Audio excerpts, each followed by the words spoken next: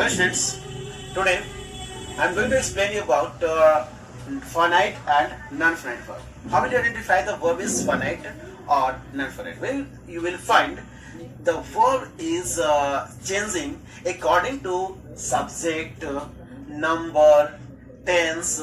Okay, on that time you can say that the verb is related to finite verb. Okay, or you can say that the finite verb. But when you will find that the subject is changing, tense is changing, okay, number of subject is changing, but the verb is not changing all the time, you can say that the verb is non-finite. So I'm giving you some examples, after then you will identify the sentence related to finite and or non-finite. First example is just like when I'm telling you that Ram eats a mango. Okay, you are watching here that the word eats, because Ram is third person singular number. After then verb is in fifth form. But in the second sentence you will find they eat mangoes. Okay, because in first sentence you are finding that the subject after subject that is given V5, but in the second sentence you are finding here the after the subject the verb is in first form, because according to subject the verb is changing, and when you will change the tense on the time you will find the change in verb. Just like you are finding here, you are watching here Ram eats a mango. When you will that means change the tense of this sentence, or you can say that when you are changing the tense in past tense, all the time you will write Ram ate a mango.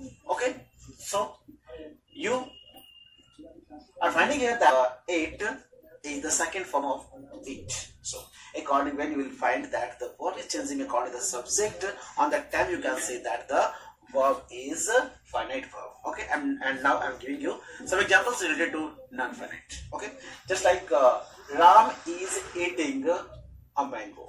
Okay, they are eating mangoes. Okay, so you are finding here the eating is not changing, because the subject is changing but the verb is not changing.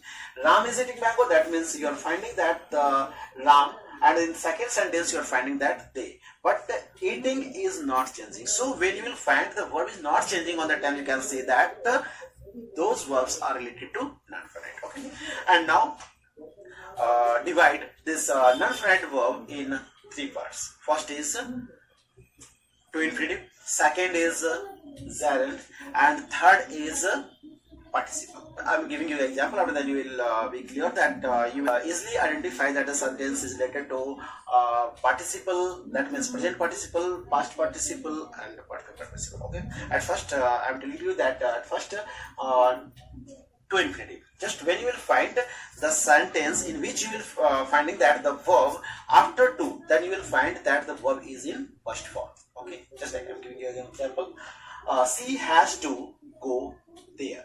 Okay, you are finding here after then to, you are finding here verb in first form, so to go. And now this is related to infinitive, and now the second